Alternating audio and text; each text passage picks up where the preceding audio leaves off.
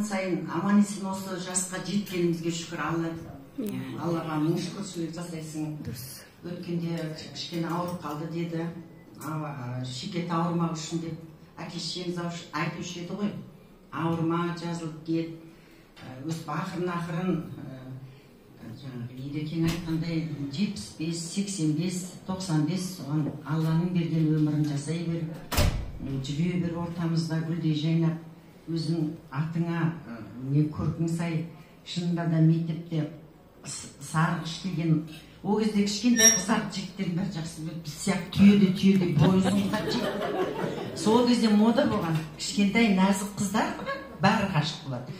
Біз деген бойымыз сырып, өзіміз қап-қара, жаңағы қаяқтан енді, әйтеуір қарағандары қарады ғой, мына гүлге қарағанда ешкім қараған емес бізге. Екі ағыласы бұласының жігіттері ғашық болды гүлге, оны бала алып келсе бәріміз жаңағы еститінбіз, анау хат жазып жатыр, мынау хат жазып жатыр. Енді сол кездің өзі бір керемет екен ғой, қарап отырсаң. Өйткені сондай бұрны тәмпиген сарының әдемісі, өзі орта бойлы, өзі пысық, тақылдап, сондай бір әдемі сұлу Кенен ауылының бір сұлуы болып жүрді. Енді міне жасымыз ақырын өз уақыт дегенін алып келе жатыр. Мен өткенде айтып жатырмын ғой, Гүлі маған 6-шы ауыл туысқанымыз аты болып келеді маған. Сонда айтамын, Гүліге үйленгенде екеуің 65 жылдығыңды бірге тойлап жатады.